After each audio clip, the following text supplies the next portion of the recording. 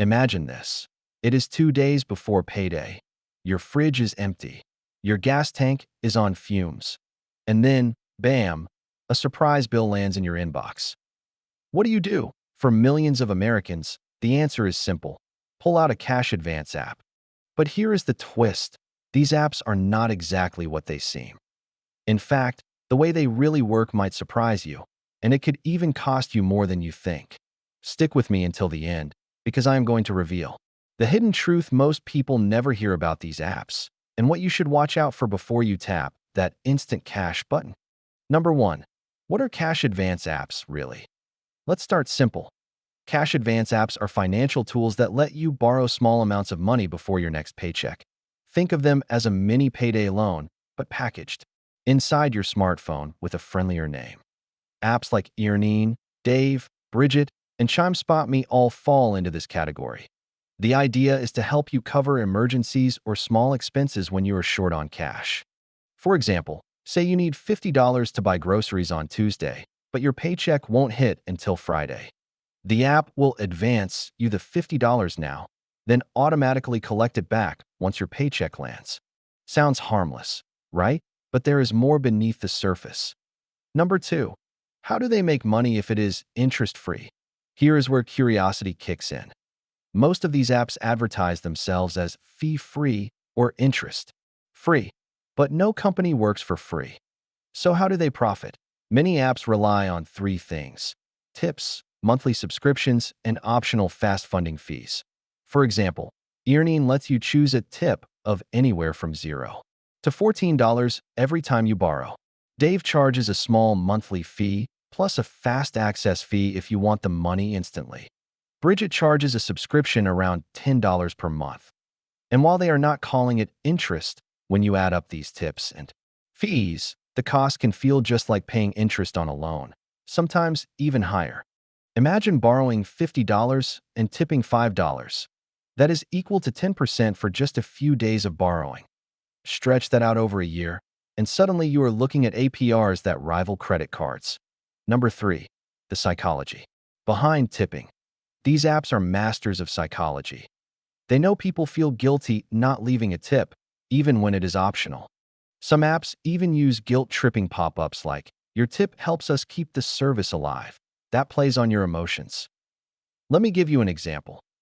A user might borrow $100, see the default tip set at $7, and think, well, that's fair.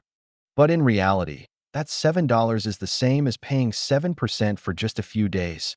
If you repeated that every paycheck, it would add up to hundreds of dollars per year. That is not free money. It is very expensive convenience. Number 4. The cycle of dependency. Cash advance apps are marketed as emergency tools, but many people end up using them every single paycheck. Once you borrow early, your next paycheck is smaller because the app deducts what you owe. That creates a cycle where you are constantly one step behind. Picture this. You borrow $75 this week. On payday, the app takes $75 back. Now you are short again, so you borrow again. And the loop continues. Studies show that many users rely on these apps for months, not just once or twice. This cycle can quietly trap people in constant cash shortages, almost like payday loan debt, but sneakier. Number 5. What happens if you cannot pay them back? Here is something most beginners do not think about. What if your paycheck is smaller than usual, or you lose your job? These apps automatically pull the repayment from your bank account as soon as money hits. If you don't have enough, it could trigger overdraft fees from your bank. Imagine owing $50 to the app, but only having $40 in your account when your paycheck comes in. The app tries to withdraw, your bank slaps you with a $35 overdraft fee, and suddenly your $50 loan just cost you $85. That is how small mistakes can spiral into big financial pain. Number 6. Do cash advance apps help your credit score? The short answer is no. Most of these apps do not report to credit bureaus. That means, even if you borrow responsibly, you won't build your credit history. On the flip side, if something goes wrong and you cannot pay them back, they might send your debt to collections, which could hurt your credit. So, unlike using a credit card where timely payments build your score, cash advance apps leave You stuck in neutral or worse? Number 7. Are they better than payday loans? This is where people get confused. Traditional payday loans are notorious for sky-high interest rates, sometimes over 400% APR. Compared to that, cash advance apps seem much safer. And to be fair, they are often less predatory. If you borrow $50 and tip $5, that is bad, but it is still cheaper than a payday lender charging you $75 in fees for the same amount. So yes, in many cases, cash advance apps are less bad. But less bad is not the same as good. Number 8. The hidden risks no one talks about. Here is the part you really need to hear. These apps often require access to your bank account and paycheck data. That means they can see your spending patterns, income, and financial habits. And that data is valuable. Some apps may sell anonymized user data or use it to push you into other financial products. Plus, having a third party with access to your bank account always carries risk. Imagine waking up one day and realizing an automatic deduction left you unable to pay your rent. That is not just inconvenient, it is dangerous. Number 9. Who actually benefits from these apps? Believe it or not, these apps do help some people. For example, if your car breaks down and you need $40 for gas to get to work, an instant advance can save your job. For people who cannot qualify for credit cards or personal loans, these apps can be a lifeline. But they are best when used as a last resort, not a regular habit. Think of it like grabbing fast food. Once in a while, it helps. Every day, it hurts. Number 10. What are the alternatives? If cash advance apps are risky, what else can you do? Number 1. Build a small emergency fund. Even $200 saved up can keep you from needing an advance. Number 2. Consider a secured credit card, which builds credit while giving you a backup line. Number 3. Check if your employer offers earned wage access. Some companies let you withdraw part of your paycheck early without extra fees. And number 4. Try community credit unions. Many offer small dollar loans at much lower rates than cash apps. For example, some credit unions give members emergency loans of $200 or $300 with minimal interest. That is a much safer path than depending on an app. Number 11. The truth about instant transfers. Here is one last trick you should know. Many apps say, get your money instantly. But instant often comes with a fee. You might pay $3 or $5 just to have the money in minutes instead of a couple of days. That fee might sound small, but if you borrow often, those charges add up fast. For example, paying a $5 instant fee every week equals $260 per year. That is more than the cost of a plane ticket, gone just for convenience. Number 12.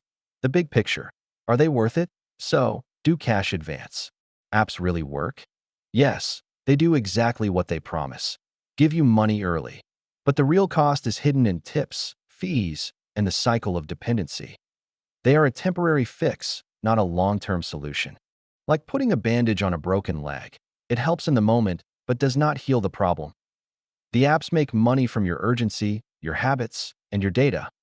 And while they are less dangerous than payday lenders, they are still not the financial safety net most people think they are. Number 13. Cash advance limits are smaller than you think. Most beginners imagine they can borrow hundreds whenever they want. But in reality, many apps cap advances at $20 to $100 when you first start. Over time, if you use the app responsibly, the limit might grow to $200 or $250. That means if you are expecting to cover a big bill, you will likely be disappointed. These apps are designed for small stopgaps, not large expenses. Number 14. Timing is everything. The amount you can borrow and when you can. Borrow depends on how the app tracks your paycheck. Most apps require you to connect your bank account so they can see your direct deposits. If your paycheck is irregular, like freelance or gig work, the app may delay your advance or give you less money. Imagine driving for a rideshare company one week with a big payout, and then a slow week the next. The app might cut your limit in half because it sees your income as unpredictable. Number 15. Apps may nudge you into subscriptions. While many apps let you borrow for free with optional tips, some strongly encourage subscriptions. They might show banners like unlock higher advances with premium or get more benefits for just $9 a month. The catch? You could end up paying a subscription fee even on weeks you never borrow. For example, if you borrow only once in a month but pay a $9 subscription, your effective cost for that advance is sky high. Number 16.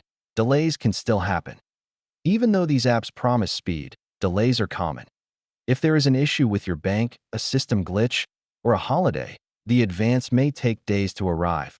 Imagine counting on your advance to pay rent on Friday, but it doesn't clear until Monday. That kind of delay could mean late fees, bounced checks, or even eviction risk. The instant promise is not always guaranteed. Number 17. Borrowing could reduce your financial awareness. When money is always available at the tap of a button, it can dull your sense of budgeting. You may stop keeping track of spending because you feel like you always have a safety net. Over time, this can create sloppy financial habits. For example, instead of planning groceries carefully, you might overspend knowing you can grab in advance. That mindset keeps you in short-term thinking instead of long-term financial growth. Number 18. Some apps track your location. Certain apps like Earnin have been reported to use location services to verify you are going to work. They check if you are physically at your workplace before allowing an advance. While that might sound harmless, it raises privacy concerns. Do you really want a finance app tracking where you are? That kind of monitoring is rarely advertised up front, but is buried deep in terms and conditions. Number 19. Advances might affect other bill payments. When the app automatically deducts your repayment, it could cause other scheduled payments to bounce. For example, if your utility bill is due the same day the app takes its repayment, you may not have enough left in your account. That leads to late fees or overdraft charges. The automatic nature of repayment gives you less control over your money. Number 20. Apps sometimes encourage bigger advances. Some apps will nudge you with messages like, "You're eligible for a higher advance today." While it feels like a reward, it is really just a way to get you to borrow more often. Borrowing more means paying more in tips, subscriptions, or instant transfer fees. It is a business tactic dressed up as a benefit. Number 21. Not all banks play nicely with these apps.